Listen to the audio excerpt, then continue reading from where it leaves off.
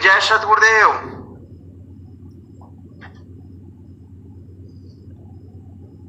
एक मिनट है। मेरी आवाज आ रही है ना? जी गुरु भाई जी आ रहा है। ठीक ठीक। शरण शरण मैं शरण हूँ, हे गुरु बंदी छोर, मोहि उबारो हे गुरु, यह सौभाग्य हो।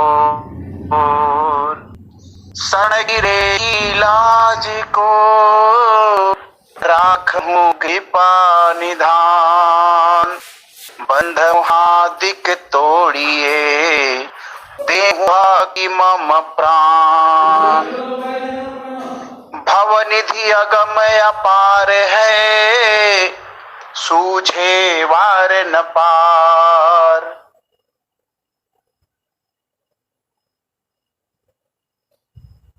केहि विधि उतरों पार, भक्ति जहाज चढ़ाई कर, तत्व ज्ञान पतवार।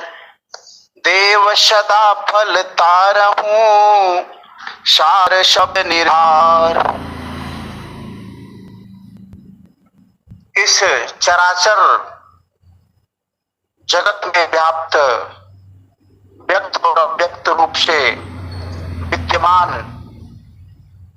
20 कला विभूषित अनंत श्री सद्गुरु सदाफल देव महाराज के चरणों में कोटि कोटि नमन। हमारे प्रथमाचार्य जी के चरणों में कोटि कोटि नमन। और इस प्राकृतिक त्रैताप से ग्रसित भौतपित आत्माओं के जीवों के पीव हमारे वर्तमान सद्गुरुदेव जी के चरणों में कोटि कोटि नमन करते हुए हमारे सद्गुरु पदाधिकारी संत प्रवर विज्ञानदेव महाराज एवं अंतर्राष्ट्रीय प्रचारक नामदेव महाराज जी के चरणों में कोटि कोटि नमन करते हुए और समस्त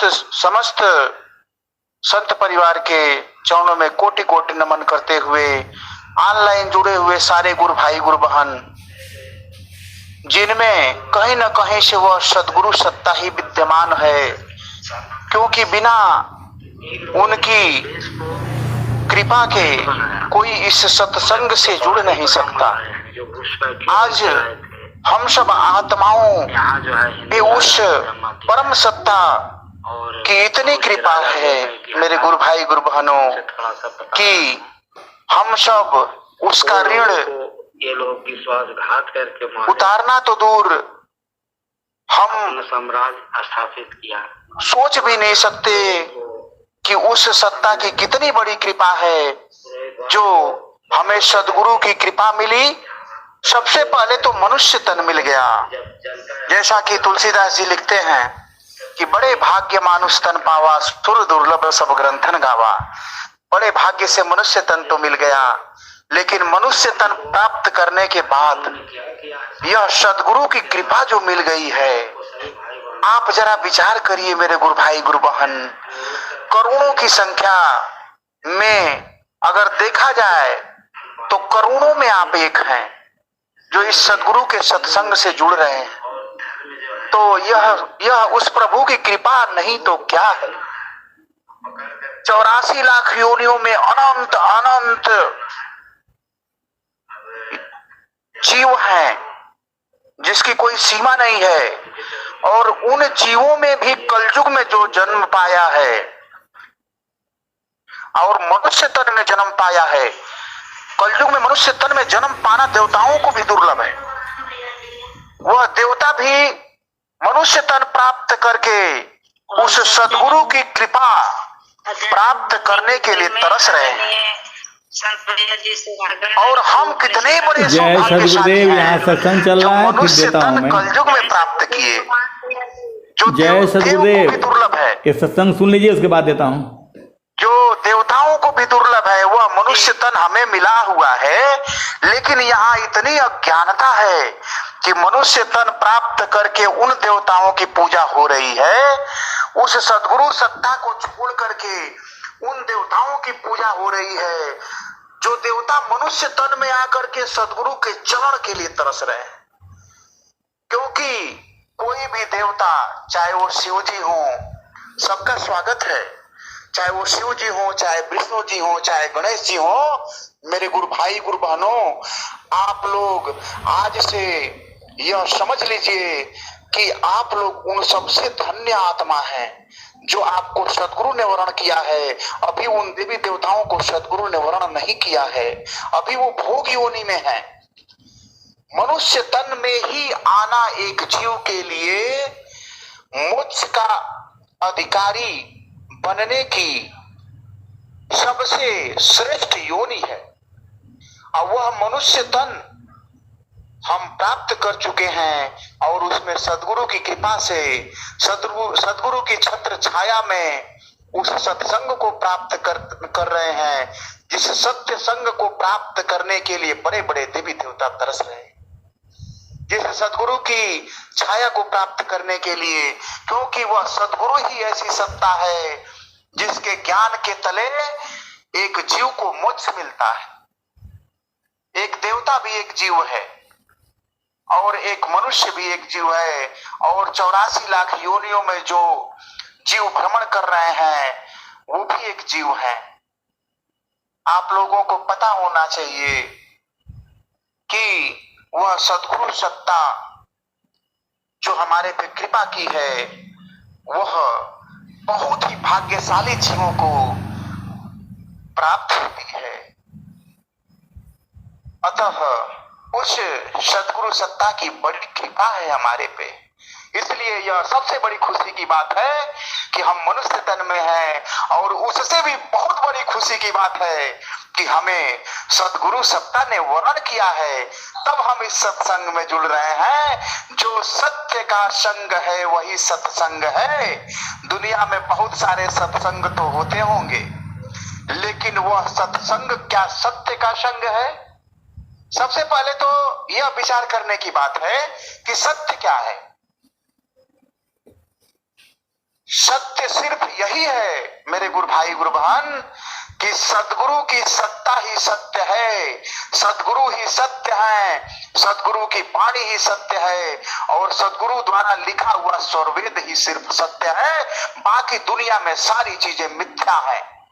क्योंकि प्रकृति के अंदर जितनी भी चीजें हैं, अगर हम कहते हैं किसी को देख करके कि वह आदमी यहां आ रहा है और वो सच में देखने आ रहा है, लेकिन हम अगर प्राकृतिक आंखों से उसको देख रहे हैं और सुन रहे हैं तो यह कहीं ना कहीं से असत्य है, वह मिला है। हम खूब अच्छी बातों को कि असत्य बात है अगर कह रहे हैं, वो असत्य है। क्योंकि क्षण क्षण पल पल हरि सुमिरो तभी कुशल हमारी है, सदा फल मुक्त हो जाओ जग से नहीं तो दुख भारी है। 84 लाख योनियों का दुख जिस जीव ने, जिस आत्मा ने झेला है, हमारे सदगुरु कहते हैं कि बहुत कष्टों के बाद, हमारे संत और विज्ञान महाराज जी कहते हैं कि बड़े ही कष्टों के बाद, अनंत अनंत जन्मों के असहनीय कष्टों को सहने के बाद परमात्मा की बहुत बड़ी कृपा होती है तो मनुष्य तन मिलता है। और उस मनुष्य तन में आकर के अगर सदगुरु की कृपा नहीं मिली, कितने लोग खूब अच्छा कर्म कर करके और अपने आप को खूब अच्छा कह के अंततः वह यह शरीर छोड़ के चले जाते हैं, लेकिन उनको मुक्ति बिना सदगुरु की क्या नहीं मिलती।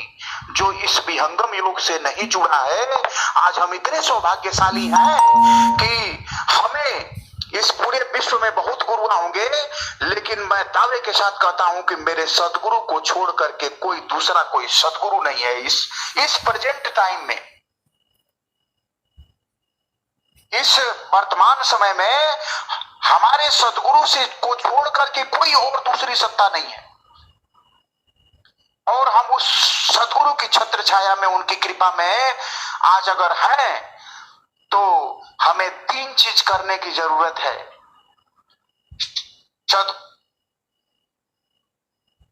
गुरु के आदेश का पालन करना, गुरु नियम आज्ञा में गमन गुरु भाव नित्य निर्घत रहे। गुरु भक्ति जीवन रत्न है, गुरु भक्त प्रभु को प्रिय है। ज्ञान और वैराग भक्ति वे मिले निज हंस को, गुरु मिले फिर प्रभु मिले सुख शांति मंगल वंश को। तो जिसको गुरु की कृपा मिल गई उसे सब कुछ मिल जाता है, यह एक विहंगम योगी महसूस करता है। कभी कभी तो ऐसा लगता है कि हे प्रभु, मुझसे नीच तो कोई रहा ही नहीं, लेकिन जब आपने मुझे अपना लिया और सबके अंदर कमियां हैं, बुरा खोजन मैं चला बुरा न मिलिया कोई, जब मैं ढूंढूं आपनो तो मुझसे बुरा न कोई। हम में कमी है, आप में कमी है, तभी हम मनुष्य तन में है। अर्थात उन कमियों को, उन विषयी आत्माओं को उस सद्गुरु सत्ता ने चुन करके और उन्हें शुद्ध हंस बनाने का जो संकल्प लिया है, यह हमारे लिए परम सौभाग्य की बात है। इससे अच्छा कुछ हो नहीं सकता। मेरे सद्गुरु कहते हैं स्वर्वेद में कि सद्गुरु संतन पास में कर कुछ दिन सत्संग, तज असत्य सत्य ग्रहण में बोध प्रकाशित अंग।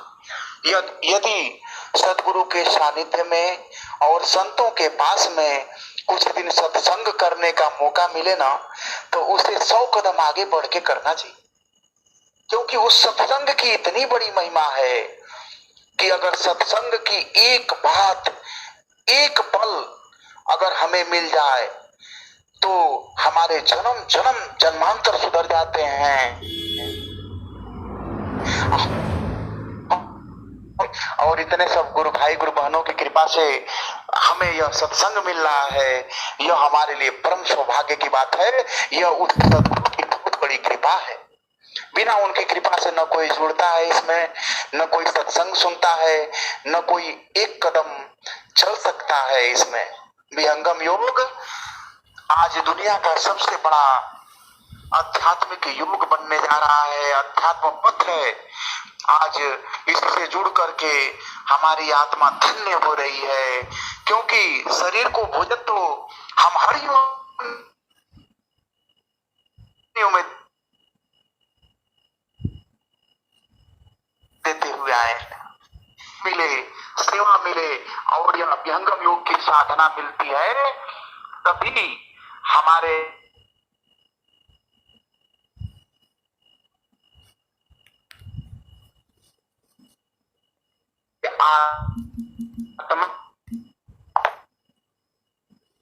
आत्मा को भोजन मिलता है। आज इसमें के द्वारा है हमारी आत्मा है कि एक, मुझे याद नहीं आ रहा इसमें, लेकिन ऐसे है कि एक असन फल करत है, एक रहत सदा उदास। तो उसमें एक मन होता है और एक आत्मा होती है। मन तो हमारे शरीर को लेकर के और हमारे शरीर को सुख देने के लिए सारे कार्यक्रम करता है, लेकिन हमारी आत्मा के बारे में कभी नहीं सोचता है। जैसा कि श्री कृष्ण भगवान ने श्रीमद् भागवत गीता में अर्जुन को बताया है कि हे अर्जुन, यह मन जीवन के अंत समय तक अपने प्रपंच से जीव को छूटने नहीं देता है और लास्ट में मार देता है। और हमारे सद्गुरु इसी मन को मार करके प्रथम भूमि में और हमारी भक्ति को शुरू कराते हैं। तब हमारी आत्मा भक्ति करती है और उस भक्ति के द्वारा मुक्ति को प्राप्त करती है। इतना बड़ा ज्ञान है हमारा, यह स्वरवेद का ज्ञान, आत्मा का ज्ञान, हमारे आत्मा और परमात्मा का ज्ञान है। तो आज परम सौभाग्य की बात है कि हमें सद्गुरु के चरणों में 2 शब्द कहने का मौका मिला। इसके लिए मैं परम आभारी हूँ उस बहन का जो सत्संग कराती हैं और हमारे संत जी भैया का, जिन्होंने ऐसा मौका सबको दे रखा। जो कहा जाता है कि दिन भर के समय में 1 घंटे का समय सत्संग करे तो तब जाकर के हमारे सद्गुरु के चरणों में सेवा पूर्ण होती है।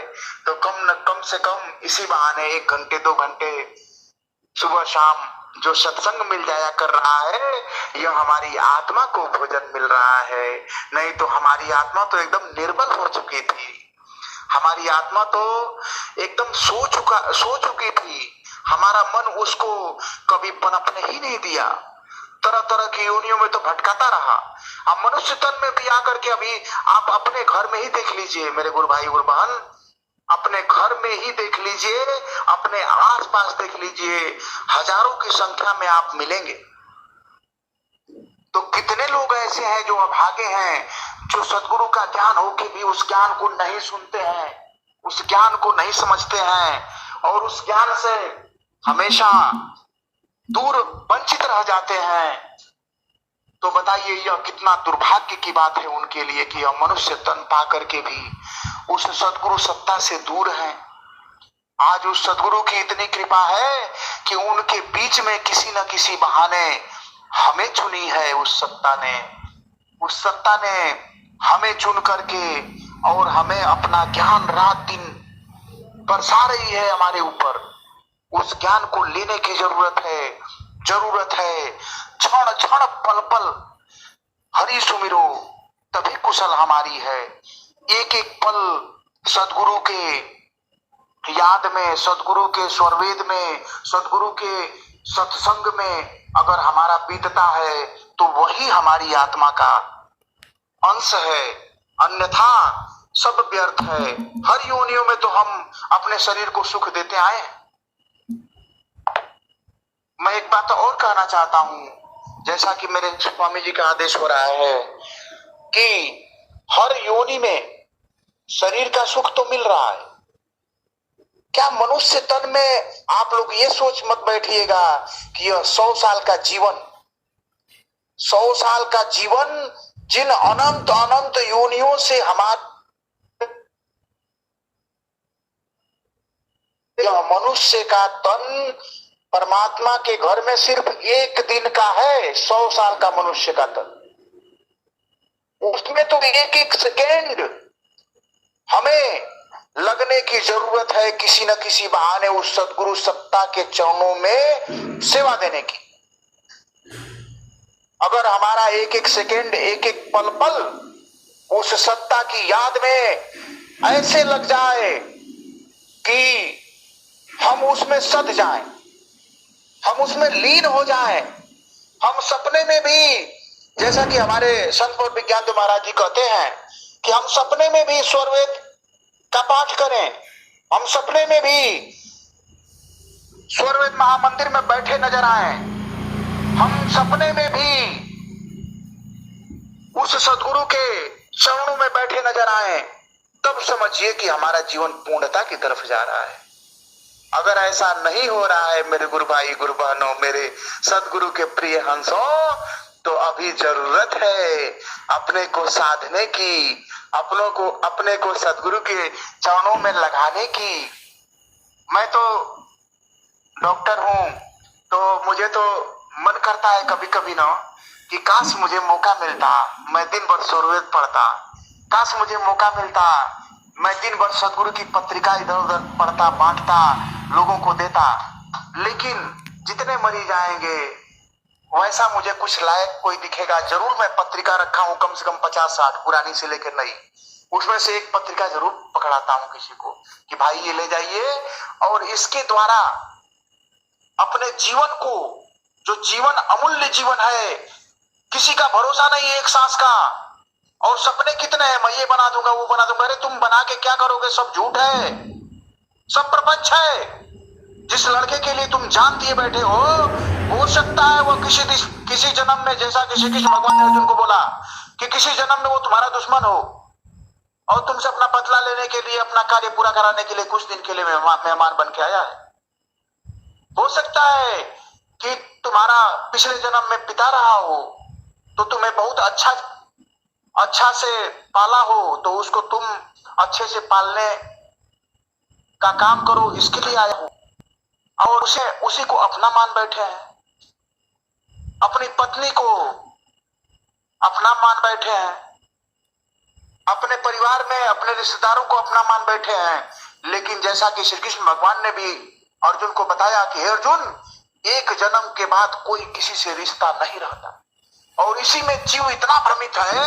यही माया है कि अपना मान करके और उसी में मन पूरे जीवन को नरक में डाल के रखता है और लास्ट में मार देता है जीव को।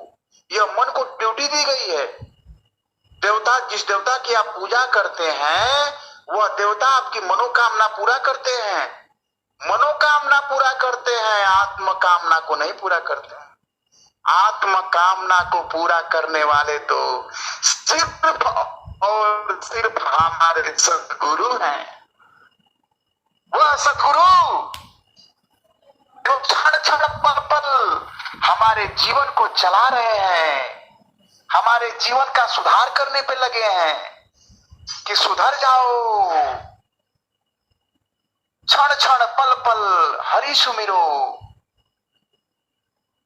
करोड़ों करोड़ों जन्मों तो ऐसे ही गंवा दिए, इस जन्म को तो कम से कम सार्थक कर लो।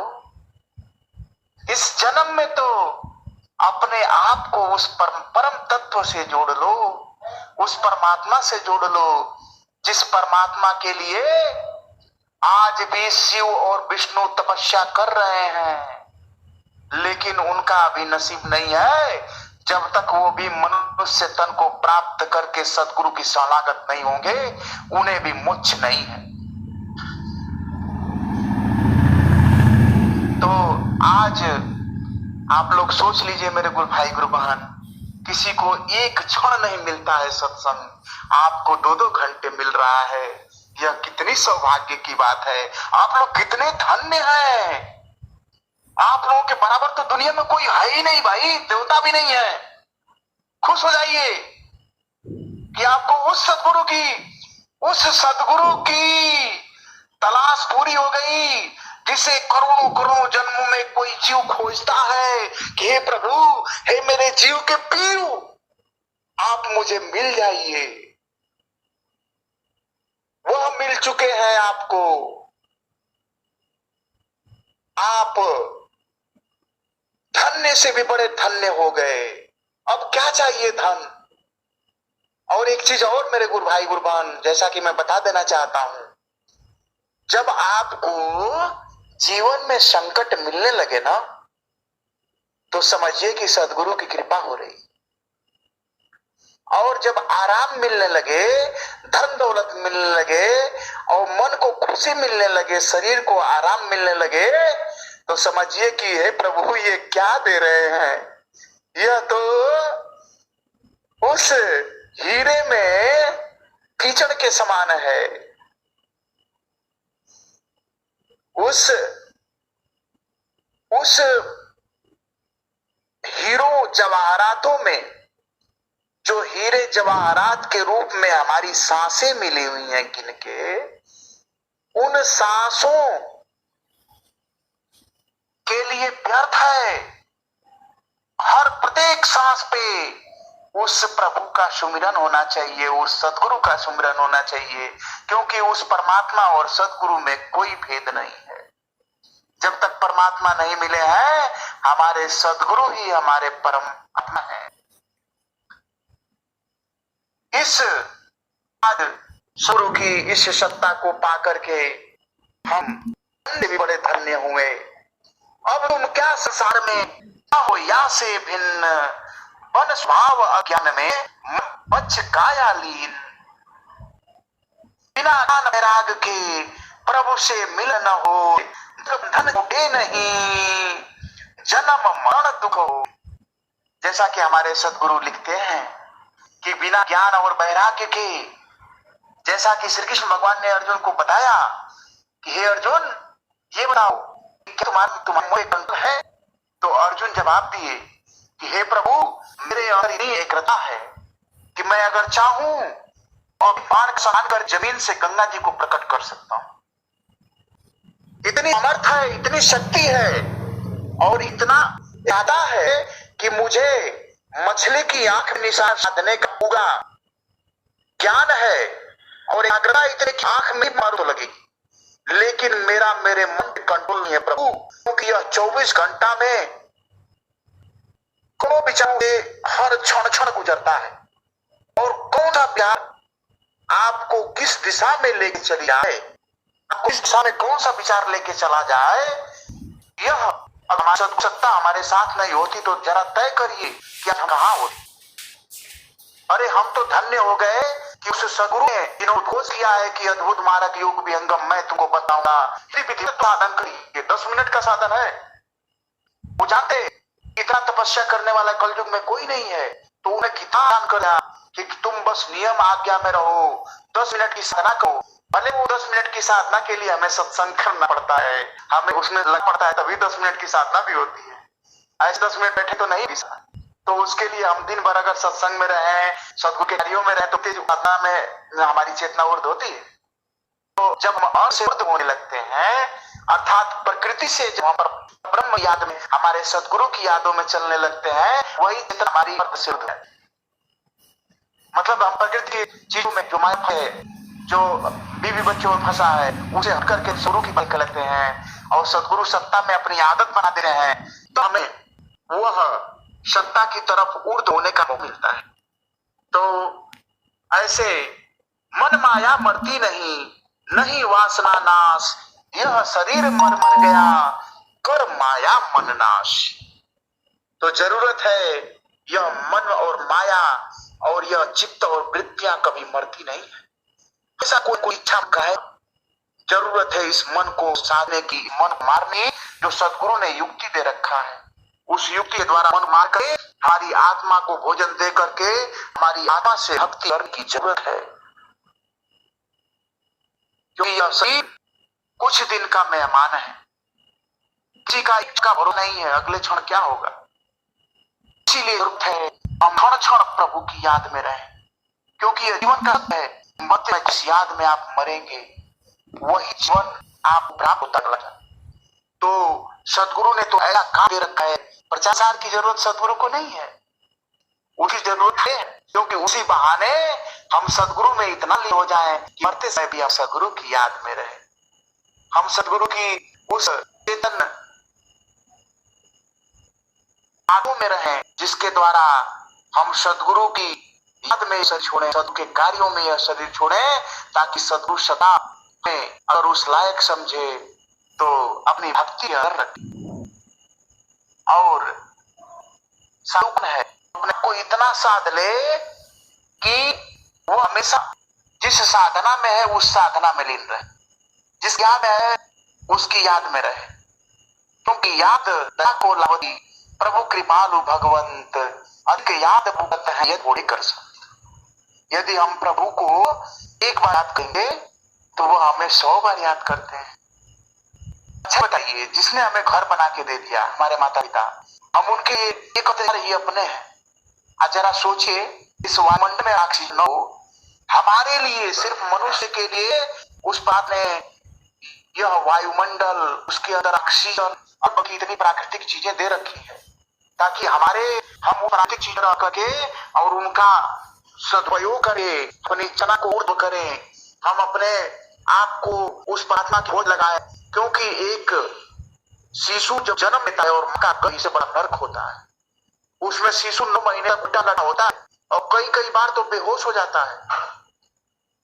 तो जब वो बेहोश होता है, उसमें खून है, मवाज है और तरह तरह की गंदगी है, उस गंदगी से कई बार बेहोश हो जाता है नवजात शिशु। तो वह प्रार्थना करता है कि हे प्रभु, बस इस बार निकाल दो मुझे, मनुष्य तन में जाने वाला हूं, अनंत अनंत योनियों को भोग के आया हूं। कभी ढोला बन करके नाली में कीड़े की तरह पड़ा था, कभी पेड़ बन करके 100 साल खड़ा था, धूप में वर्षा में। हमारा मन करता है तो हम एसी चालू करते हैं, अरे यार एसी चालू करो, बड़ी गर्मी हो रही है। कितने दिन? 100 साल। परमात्मा के घर में एक दिन, इसी को साधने में पूरा जीवन सब लोग निकाल रहे हैं। और फिर एक बार अगर सांस बंद हो जाए, कोरोना में कितने लोग अमीर से अमीर लोग गए, एक बार सांस बंद हो जाए, उसके जीव की क्या क्या गति है जरा बताइए। वह जीव कहां जाएगा? हो सकता है अगले जन्म में सूअर बन जाए, कुत्ता बन जाए, बकरी बन जाए, भेड़ बन जाए। 84 लाख योनियों होगा अगर गुरु कृपा नहीं है तो। हमारे सदगुरु ने तो यह संकल्प लिया है कि अगर तुम मुझसे जुड़े हो, मेरे ज्ञान से जुड़े हो, तो मैं तुम्हारा तब तक मनुष्य तन दूंगा जब तक तुमको मोक्ष नहीं दे देता हूं। बताइए कितनी बड़ी कृपा है उस प्रभु की। हमसे तो अगर एक दिन अगर उनकी पूजा उठ जाए, कहा जाए कि बैठ के रोइए दिन भर, प्रभु इसमें आप साथ छोड़ दिया। तो वह नवजात शिशु जब जन्म लेता है और जब कुएं में रहता है, जब उस गर्भ में रहता है, तो कहता है प्रभु बस जाऊं तो पल क्षण तुम्हें ही भजूंगा, आप इतने प्यारे हो प्रभु। और आप छोड़ के कहे इसी आनंद में रहा करता था आपके साथ, उस परम आनंद में आज की गति को कर रहा हूँ। यह अलग अलग योनियों में कितने दुख को सह रहा हूँ, कितने त्रैताप को सह रहा हूँ, आज उन त्रैतापों को सहते हुए प्रभु एक मनुष्य तन में जा रहा हूँ। जाऊंगा तो बस आप ही को भजूंगा। आने के बाद ऐसी देवताओं की माया नगरी है कि इन्हें लाइट के चकाचौंध में भूल जाता है। उस से उनकी भी गई नहीं सिखाता है कि तुमने जन्म लिया है मेरे घर में, चलो मेरा अनुसरण करो। में वो अपने परम लक्ष्य को भूल जाता है कि मैं किसी के लिए आया नहीं हूं, किसी से मेरा कोई रिलेशन नहीं है। यह एक दिन का जन्म है। परमात्मा के घर में इतने अनंत अनंत योनियों से क्यों भटकता हुआ आता है। यहाँ के भूल जाता है अरे यार 100 साल का जीवन है, चलो बुढ़ौती में यहाँ के लोग बांट दिए 75 साल गृहस्थाश्रम में 25 साल, 25 साल वानप्रस्थ आश्रम में निकालो, 25 साल अलग के रूप में निकालो, तब 25 साल जाकर के 75 साल का तो भक्ति करा। और वो ना 75 साल में रम जाता है कि जो 50 साल भक्ति का या भक्ति नहीं कर पाएगा, किसी का घुटना नहीं काम करेगा, किसी का माई नहीं काम करेगा, किसी को ये हो जाएगा, कोई पहले ही चल देगा। तो कहने का मतलब यही है गुरु भाई गुरु बहनों की बड़े भाग्य से हमसे मिला है। इस क्षण क्षण पल पल उस प्रभु की याद में एकदम लगा दीजिए, एकदम पटोर लीजिए इस को, क्योंकि ज्ञान और वैराग्य के, जैसा कि श्री कृष्ण भगवान ने गीता में बताया, हमारे गुरु कहते हैं कि बिना ज्ञान और वैराग्य के हमारा मन कंट्रोल नहीं होता। तो ज्ञान तो हमें मिल रहा है, गुरु ज्ञान हम लोगों को सत्संग से मिल रहा है, हम लोगों को स्ववेद से मिल रहा है, हम लोग सत्य से मिल रहा है, लेकिन वैराग्य क्या है? वैराग्य नहीं है जन्म लिए हैं 2 बच्चों को तो उनको छोड़ के जंगल में चले जाए, जंगल में जाकर के खाना भी न से खाने के जुगाड़ में घूमते रहे। प्रकृति तो ब्रह्मा ने तो इतनी भर दिया, बच्चे दिए, उनकी परवरिश करिए। हम शुरू करते हैं तब करते हुए इस जगत में रहते हुए कद से रहिए, अपनी चेतना को सदगुरु प्रदेश में रखिए, सदगुरु की याद में रखिए, सदगुरु के सत्संग में रखिए और सबसे अच्छा कमाइए, अपने बच्चों को सबसे अच्छा बनाइए और उनसे थोड़ा सा मौका मिले तो 10 मिनट की साधना सुबह शाम और 10 मिनट नियम से करिए। सबसे पहली साधना भोर में, जो कि मैं नहीं खुद कर पाता हूं क्योंकि मैं पेशेंट अभी करके जस्ट आया हूं, अभी मेरे मरीज थे और उनको छूटने के बाद आज मैं बोला हूं कि संत जी भैया से बोला था कि भैया जरूर मुझे सत्संग करने का मौका दीजिएगा। कई दिन से मैं डॉक्टरों के मीटिंग में चला गया हुआ था, तो वहां मीटिंग में 4-5 दिन लग गया, इसलिए नहीं जुड़ पाता था। तो आज मैं उनसे बोला भी हूँ और बहन मेरी थी उससे भी बोला हूँ कि अगर जोड़ सकती हो तो जोड़ना, तो मैं कम से कम सुनूंगा। तो आज जुड़ने का मौका मिला, सत्संग करने का मौका मिला, आज मेरी आत्मा तो बहुत धन्य हो गई और आप लोगों की कृपा मिली, आप लोगों का सानिध्य मिला। संतों का संग सबसे बड़ा सत्संग होता है, तो सत्संग मिला। एक घड़ी आधी घड़ी आधी में पुनियाद, कबीर संगति साधु की मिटे कोटि अपराध। अगर एक घड़ी आधी घड़ी और उसमें भी आधी घड़ी सत्संग मिल जाए ना, तो हमारी आत्मा तृप्त हो जाती है। जरूरत है इस आत्मा को पल पल क्षण क्षण तृप्त करने की, क्योंकि ये जन्मों जन्मों से भूखी है, प्यासी है। मन शरीर हमारे शरीर को हमेशा भोजन देता आया है, उसी में आदत बनाया है, शरीर को सुखी रखो। लेकिन आत्मा का भोजन मित्रों, मेरे गुरु भाई, मेरे प्रिय सदगुरु शिष्यों, सिर्फ और सिर्फ सत्संग से मिलता है, सेवा से मिलता है, सदके और सदगुरु की साधना से मिलता है, जो कि 10 मिनट की साधना भोर में उठ करके 3 बजे से 5 बजे के बीच में जरूर करना चाहिए। ऐसा कोई करता है तो गुरु नियम में है, सुबह 7 बजे से लेके 10 बजे के बीच में कर लेनी चाहिए पूजा उजा के साथ। शाम को कोई लिमिट नहीं है। अगर नींद आपको आती हो तो खाने से पहले कर लीजिए, अगर नींद नहीं आती हो खाने के बाद भी, तो खाने के बाद जरूर 10 मिनट करती और उस प्रभु की याद में सोइए। प्रभु को पलकों में बिठा करके तब आंख को बंद करके सो जाइए और रात भर उनके जो भी सत्संग सुने हैं उस विचारों को थोड़ी देर तक याद करते हुए सोइए। पूरी रात सत्संग होगा। जरूरत है इसकी।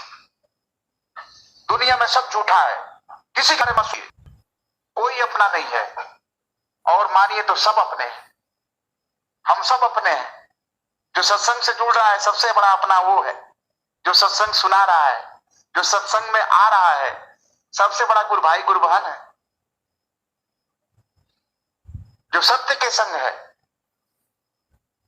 इसीलिए तो गुरु भाई गुरु बहन को देख करके अपार हर्ष होता है, अपार खुशी होती है, दिल और आत्मा मचल जाता है, उछल जाता है, आत्मा उछल जाती है।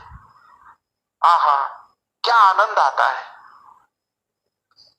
जैसा कि मेरे स्वामी जी ने कहा है कि संत मिलन को जाइए, तज ममता अभिमान, जो जो पग आगे बढ़े, कोटिन यज्ञ समान, कोटिन यज्ञ समान।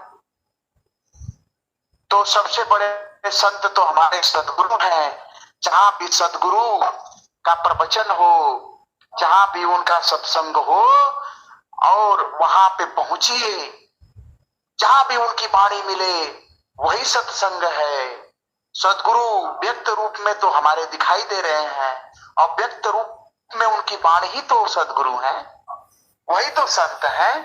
आप सत्संग से जुड़े, आप संत से मिलने चल दिए। सत्संग के निमित्त अगर हम उठ करके काम को छोड़ करके जुड़ने चल जाते हैं ना, यहाँ पे यही संत मिलन है। सदगुरु की वाणियों को सुनना ही संत मिलन है।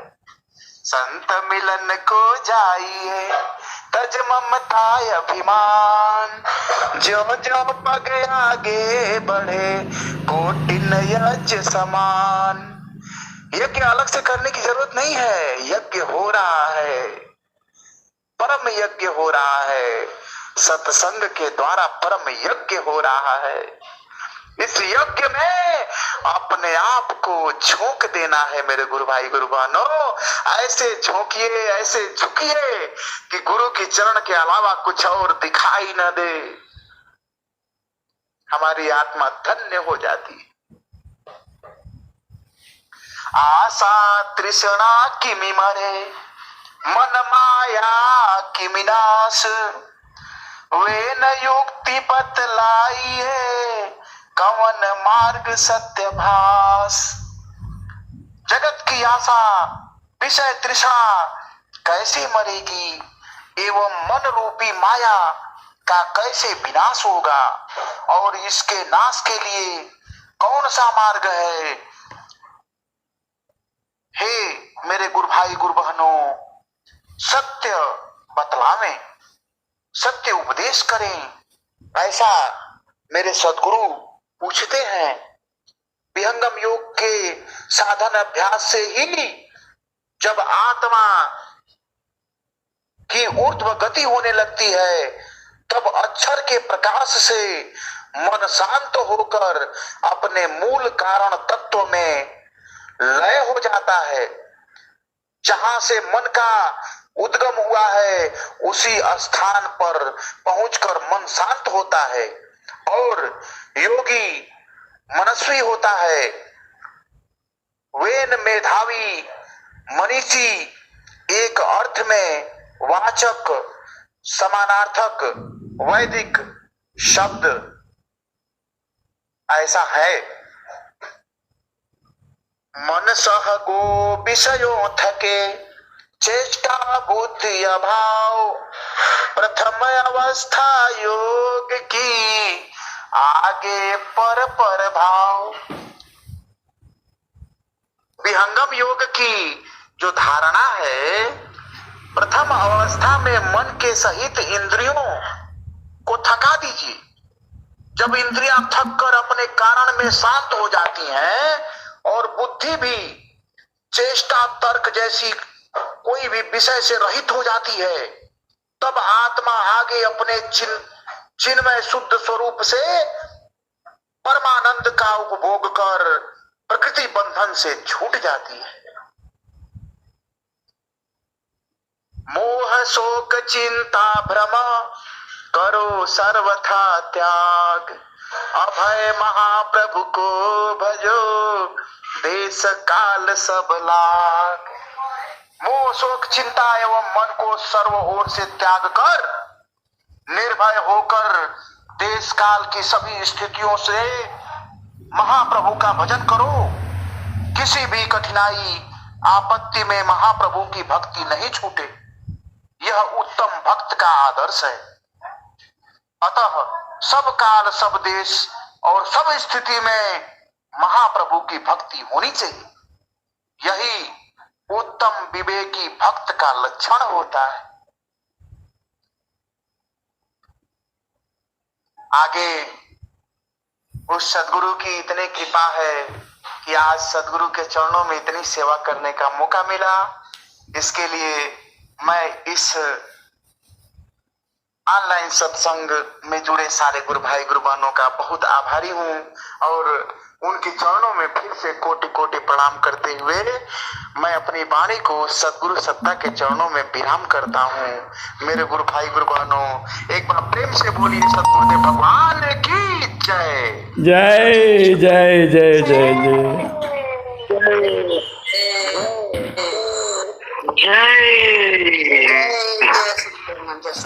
अति सुंदर। हमने पहली बार किसी डॉक्टर से सत्संग सुना में, बाप रे इतना भरा हुआ है। जय जय सदगुरुदेव। सब उनकी कृपा है प्रभु की।